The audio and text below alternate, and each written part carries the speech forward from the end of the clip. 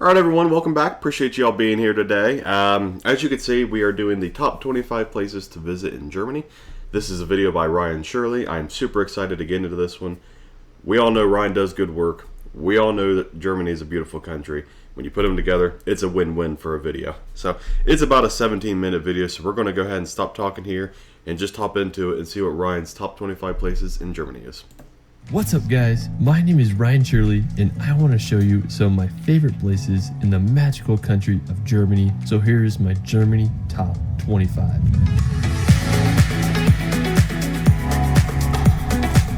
Germany is one of the most beautiful and historical countries in the world. It's a land full of fairy tale towns, endless castles, and enchanting sceneries. Germany has so much waiting to be explored. Love it. Let's start this So video beautiful. off at Germany's highest mountain, the Zugspitze. Now, with a height of 2,962 meters, it's easily one of the most impressive mountains in the country. Zugspitze is located in southern Germany, and the easiest way to get to the top of the mountain is by a cable car. It costs around 60 euros, and it's one of the biggest gondolas I've ever been in. Honestly, an engineering phenomenon and a little scary going up. And once you reach the top, you can explore the mountain station. I mean, it really blew me away up there. It totally reminded me of an evil villain's lair. One thing that I thought was interesting. Okay, so in the Switzerland video that he did, I said I thought that mountain on top of the snowy, or that building on top of the snowy mountains looked like an evil lair, and I think that might actually be this one. Is you can walk through this tunnel and it'll take you to the Austrian side of Zugspitze. Now, from the platform on the German side, you can see the summit cross. Gorgeous. Me and my brother decided we wanted to climb to the top. The snow made it a little sketchy, but we held on tight to the iron wire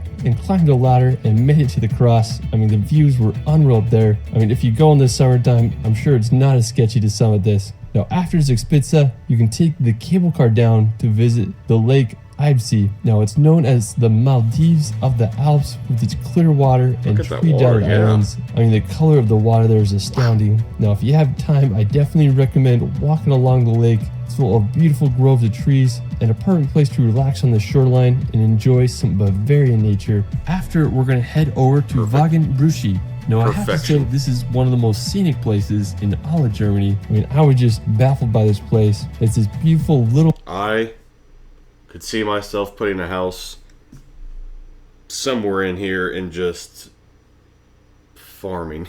You know what I mean? Just beautiful farm. Lake perfect. Nestled in the mountains. And it's full of farm sheds that dot the hillside. Now, the lake is overlooked by the perfectly placed Karwendel Alps. I mean, it reminded me a lot of Alpe d'Huez in the Dolomites. I had such a fun time exploring here. I just walked down a little dirt road to get there, and it was a spectacular place to enjoy the Bavarian sunset. While we're still in Bavaria, we're gonna head over to Berchtesgaden. Now, I have to say, this is one of the most beautiful towns in all of Germany. It's just a 2-hour drive from Munich, and it's nestled in the Bavarian Alps. One of my favorite features of Berchtesgaden is the Watzmann Mountain. It's a uniquely shaped peak that towers over the town. It almost looks like someone took a bite out of it. One thing I love about Berchtesgaden is there's so many beautiful churches to explore. One of my favorites is the church in Ramsau. It's right next to this beautiful stream, and there's this picture-perfect ridge to observe the church from. Another one of my favorites is the Maria Jern Church, which offers a perfect view of the Watzmann Mountain. One of the main reasons I wanted to go to Berchtesgaden was to visit Hitler's Eagle's Nest. Now, I'm really fascinated with World War II history, and I had to see this place for myself. Now, the Eagle's Nest was built in 1939 and was given to Hitler for his 50th birthday. Now, to get to the Eagle's Nest, you can take a bus up. When you get to the top, you'll walk through a deep tunnel into the mountain. When I was in there, it was just crazy to think that Hitler walked these same walls. Now, at the end of the tunnel, there's a circular room that leads you into a golden elevator. Even though the Eagle's Nest and the road leading up to it cost nearly 200 million euros to make, adjusted for inflation, Hitler only visited it on 14 documented occasions. This may be because Hitler was afraid of heights, and he was also scared of using the elevator. Thankfully, the Eagle's Nest wasn't destroyed in World War II, and today it's a restaurant with panoramic views. And while you're there, you can hike up some walking paths into the Berchtesgaden National Park, enjoying the... If you're Germans or been to Germany, let me know if you've been to the Eagle's Nest, because it's always fascinated me. Just, once again, the European way, just building these big buildings on these little cliffs and little mountain, not little, I shouldn't say little, but you know what I mean, like tight mountain range tops and stuff like that. It just amazes me. incredible sights of this historical Let me know how it is if you've been there. destination. Afterwards, we're going to head back to Berchtesgaden to visit the Lake Kunensee. Now, the lake was created by glaciers, which makes it feel like you're in a fjord you'd see in Norway or New Zealand. When I was there, we took a boat ride to the end of the lake. It cost around 15 euros and took about 50 minutes to cross the lake. Now, the first stop was to the famous St. Bartholomew's Church. We kept going and we reached the Look at end of that. the lake.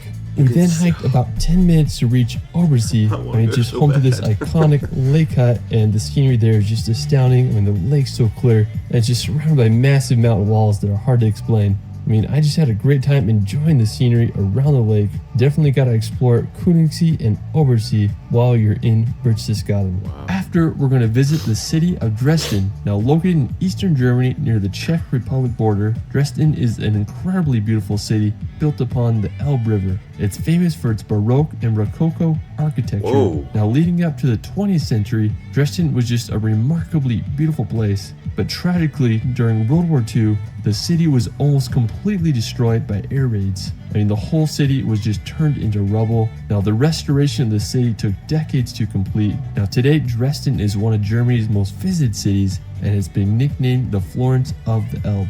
Now, a beautiful nature spot near Dresden is the Bastei Bridge. It's located You guys know me, I'm not a big city guy, but that was a beautiful city.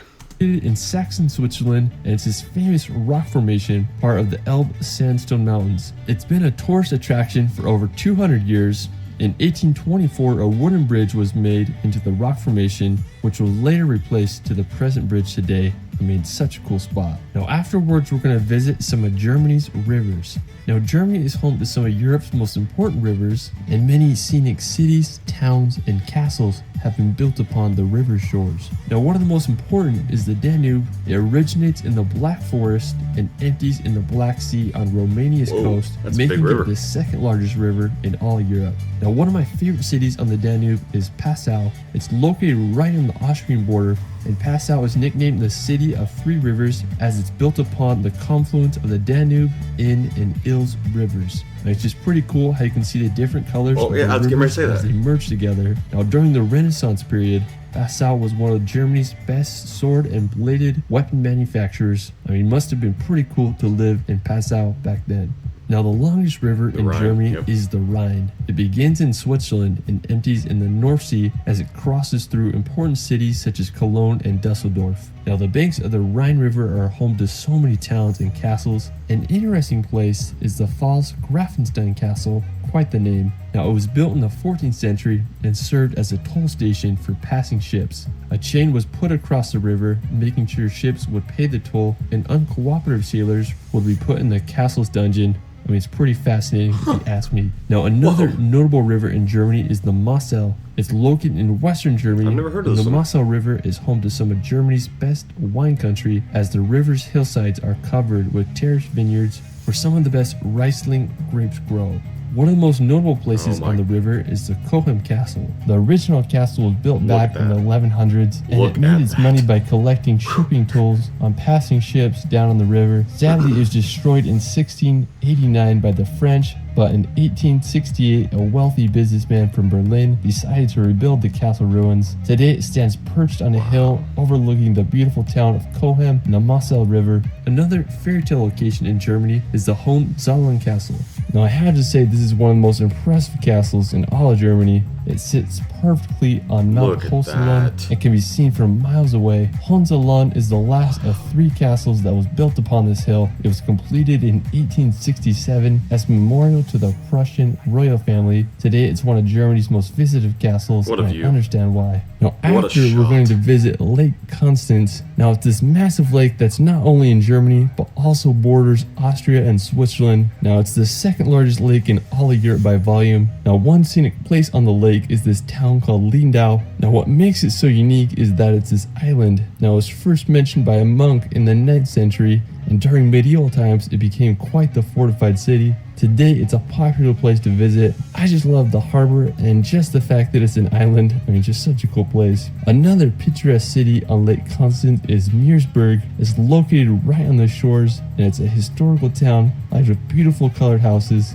After After, we're going to visit the capital city of Berlin. Now today, Berlin is a thriving capital with a population of over 3.6 million people. It's an incredible city with a complicated history. Now Berlin was first documented in the 13th century. During World War II, it was the headquarters of Hitler's Third Reich and became the most heavily bombed city in history. After the war, Berlin was divided into the East and West Berlin. With the end of the Cold War, East and West Berlin were finally reunited in 1990. So one of my favorite spots is the Brandenburg Gate. It's this 18th century neoclassical monument that is Germany's national symbol of unity and peace. You can also check out the Berlin Wall Memorial to see remnants of the historical wall. After Berlin, we're going to head over to Hamburg, located in northern Germany on the Elbe River. Hamburg is the second largest city in Germany after Berlin. Thanks to its access to the North Sea, Hamburg grew as the port city throughout the ages. Today it is Europe's third largest port. I just love all the canals that run through the city. Hamburg is home to 2,500 bridges. It reminds me of Venice, almost. You know, I mean, a lot of canals running through it. I mean, I guess you could say that about a few cities, though. I mean, Venice is obviously its own special beast, but wow, I didn't realize how many city with the little highest canals are number in of there. bridges in Europe. It reminds me of modern-day Venice. A really impressive spot in the city is the so good at doing Speicherstadt. that. It's the largest warehouse district in the world. Now, another beautiful spot in the city is the Auster Lakes. It's a set of 2 artificial lakes that are often full of sailboats during the summertime. While we're still in northern Germany, we're going to visit Lübeck. Now located just an hour's drive from Hamburg, Lübeck is the second largest city on Germany's Baltic coast. Lübeck is famous for being the de facto capital of the Hanseatic League, which was a medieval organization that dominated maritime trade between the 13th and 15th centuries. Even after the Hanseatic League fell apart in 1669, Lübeck remained an important trading town on the Baltic Sea. Today, Lübeck is one of northern Germany's most beautiful cities, and it's nicknamed the City of Seven Towers thanks to its prominent church towers that dot the city. It is a beautiful city. My favorite feature of Lübeck is the Holsten Gate. It was built in 1464 and served as the city's gate. Today, it's a museum and stands as a symbol for the city. I mean, I just love its 2 Gothic towers, and they kind of have a lean on them. I mean, such an incredible structure. Yeah. Now, from Lübeck, you can venture up to the Baltic coast. A beautiful area is Bråten. It's home to coastal cliffs and incredible views of the Baltic Sea. There's a walking trail that follows the coast, and it's an ideal spot to explore on a summer day. You can also visit the shores of Schwarbutz. There's a massive beach and pier to walk out on. One of the most beautiful palaces in northern Germany is the Schwerin Castle. It's located about an hour from Hamburg, and the castle is built upon an island in Lake Schwerin. There's been castles on the island since the 10th century, but the majority of the castle you see today was built in the 19th century. The castle is regarded as one of Europe's best examples of romantic architecture and is being nicknamed the Neuschwanstein of the North. Afterwards, we're going to visit Cologne. Now located on the Rhine River in western Germany, this 2,000-year-old city is full of history and beauty. It was established in the 1st century AD thanks to its location as one of Europe's major trade routes. It grew to be one of the largest cities north of the Alps during medieval and Renaissance times. Sadly, during World War II, Cologne was one of the most heavily bombed cities. Thankfully, the city has been rebuilt today. The most popular attraction of the city is the Cologne Cathedral. Its construction began in 1248 AD, and it wasn't completed for nearly 600 years until 1880. I mean, the wait was worth it. I just can't believe the details of this Gothic cathedral. After Cologne, we're going to head over to Frankfurt. Located in west central Germany, Frankfurt is one of Europe's major financial hubs, and it's home to the European Central Bank. It's full of beautiful skyscrapers and kind of reminds me of American cities. Aside from its skyscrapers and financial district, Frankfurt is a beautiful historical town. One of the most popular places is Romerberg. It's a beautiful town square lined with colorful timber houses that will get your German vibes going. Afterwards, we're going to visit Heidelberg. Now, located about an hour's drive from Frankfurt, Heidelberg is a historic city situated on the Neckar River. Heidelberg is probably best known for its university that was founded over 600 years ago, making it Germany's oldest university. I mean, it would be so cool to study there. Now, what I love about the city is its bridges that cross the Neckar River. I mean, Germany knows how to design a beautiful city. They do. Now, while we're still in southwestern Germany, we're going to visit the Black Forest. Now, located right on the border of France, the region is famous for its dense forest, picturesque villages, and is often associated with the Brothers Grimm's fairy tales. Now, one of the most prominent cities in the Black Forest is Freiburg. It's a vibrant university town with some incredible architecture. I mean, I'd love to just road trip through the Black Forest in summer. Now, look at afterwards, that. we're going to visit the magical village of Rothenburg. Now, when you go to Rothenburg, you'll feel like you're walking in a fantasy movie. It's one of the most preserved medieval old towns in all of Europe. During the Middle Ages, I kind of feel like you're in Harry Potter right there.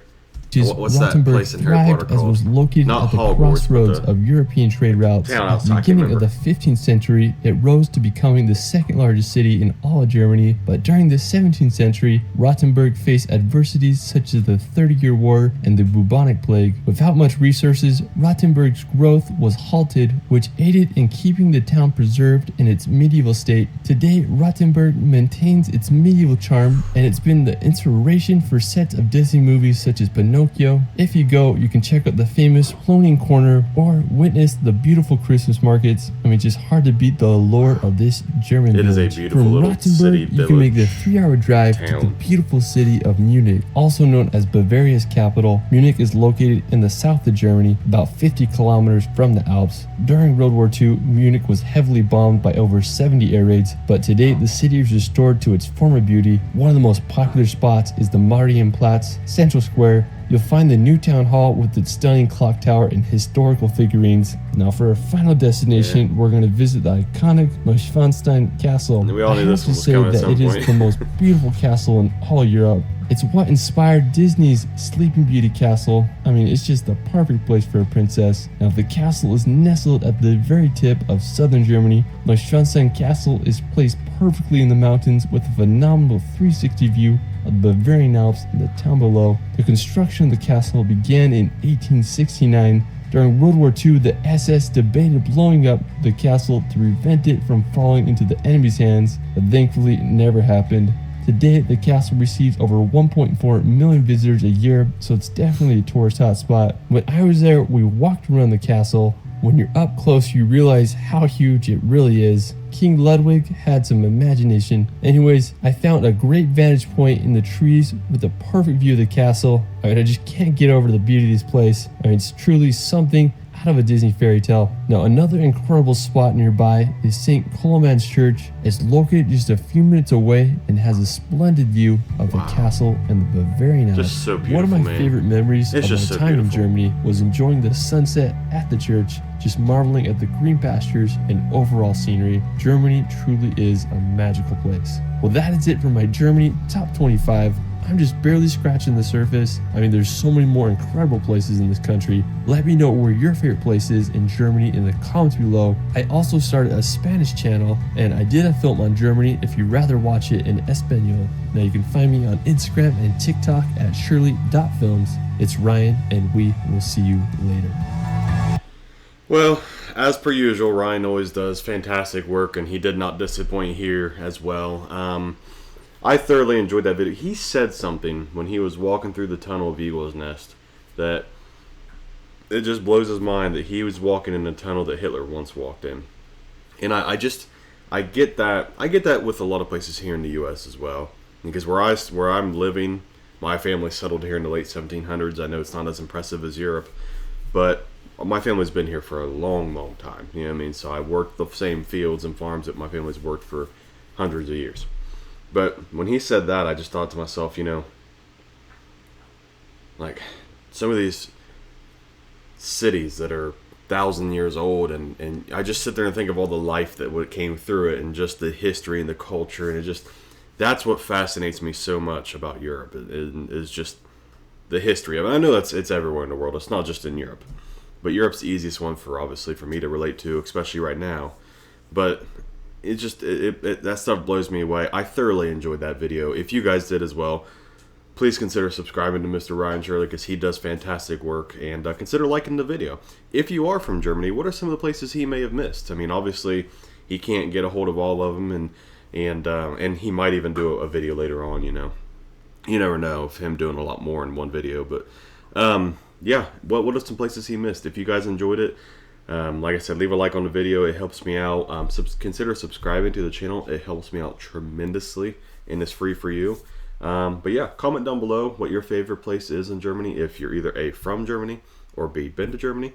But other than that, thank you all so much for being here. I hope you enjoyed the video. I surely did, and we'll see you guys on the next one. Bye, guys.